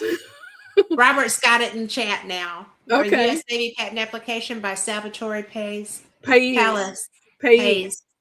an inertial mass reduction device. Yes. I love Robert Gorman. Yes. And one of the things that really bugged me was it talked about in that briefing that he gave to the patent officer, he talks about this can be local space-time modification on a grand scale, and then he puts in parentheses, planetary scale. Yeah, it's possible. Space-time manipulation on a planetary scale, and we think that we need to be messing with that? So my attitude is if this thing looked to me like something a human would make, and if they're already talking about a patent that can modify space-time, if you can modify space to the point where you can change gravitational properties of something and reduce inertia to where you can have these super high velocities without squishing a soft human inside. If you can have all that modification of space, then you can modify time as well. And it could be a time machine. And we could be seeing, I could have seen something from our future that they were coming past. Or our past. Yeah. I'm just saying, it opens up a lot of speculation.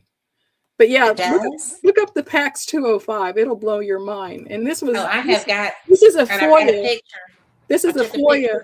Yeah, this is a FOIA from the U.S. Navy. And they had to disclose it. So it's a PDF, and it's not even. I can't believe I've never heard of this. With what I do, I cannot believe I've never heard of this. Yeah. So that's why when you were telling me, I was like, no.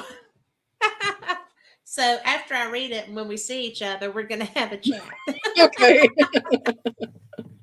So, I have just been having the best time. I hope that you have too, even with our little spin outs. Yeah. And I don't know what that is, but it's probably because of the topic that happens.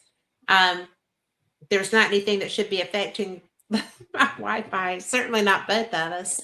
Should be spring break on your end. Maybe everybody's on it. No, mine's private. Oh, no? Okay. So, no. Mine is too. It's crazy. It's just weird. But I will tell you that a lot of times, and Carl will tell you too, that when I talk about, especially UFO, government kind of things, whatever, stuff happens sometimes. And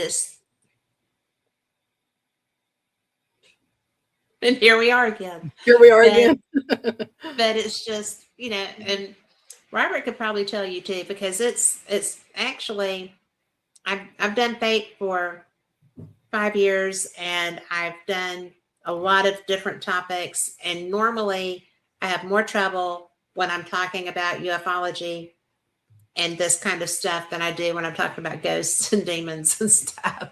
So it's just like, okay, I think I know what I'm not supposed to talk about, but I'm gonna.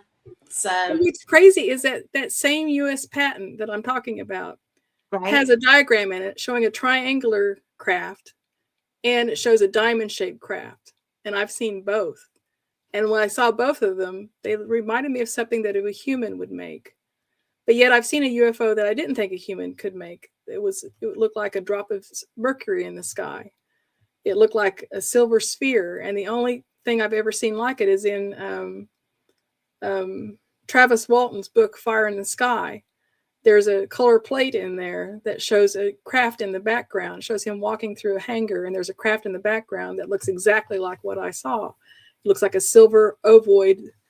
It's not quite spherical. It's more of an ovoid, kind of flattened, like if you took a drop of mercury and it was floating in the sky, and it was like flattened, and it wobbled. It had a wobble to it. Like a drop. That did not look like something a human can make, and it ascended at an incredible rate. And then it went around a cloud it was almost like it was interacting with me. I was trying to think, this is a weather balloon, and then it went against the wind. And I'm like, well, how can it be a weather balloon if it's going against the wind? And then as it ascended up to the cloud level, it went around the cloud this way, and then it came back around and went around this way. And then I realized I had binoculars, and I reached down to grab my binoculars out of the console.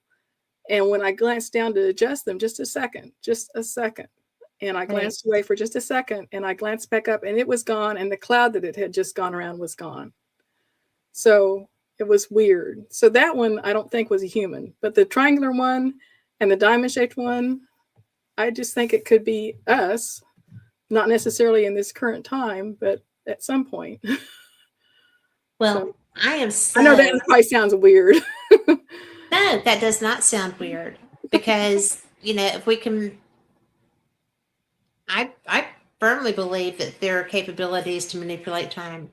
So I've lost time before. And to my knowledge, I have not had an abduction experience, but I have lost time. So it's an interesting concept. But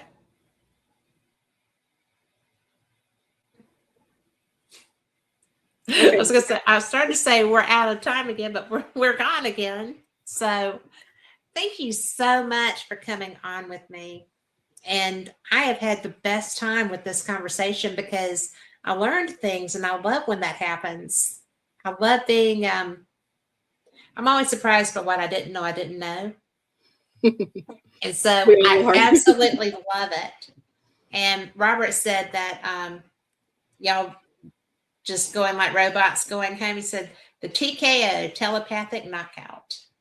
So yeah, I mean, people have shared that with me so many times, and I know you've heard it too.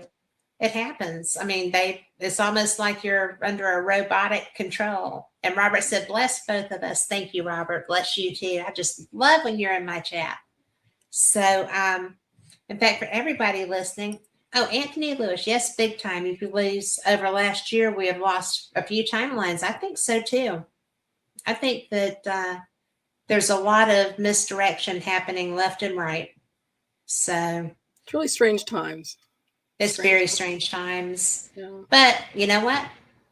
May we live in interesting times. It's Yeah, not just a toast. It's not just a toast. But well, thank you again. And for everyone listening, thank y'all so much. We will be back next week. Same cat time, same cat channel. And Paranormal Experiences on Wednesday nights. Also, same cat time, same cat channel. So take care. Be blessed. Rick McCollum, if you're listening to this, you are one of my best friends, and I'm one of your biggest fans. So you get well. I'll talk to you soon. And everybody, y'all be blessed too. Thanks for being here.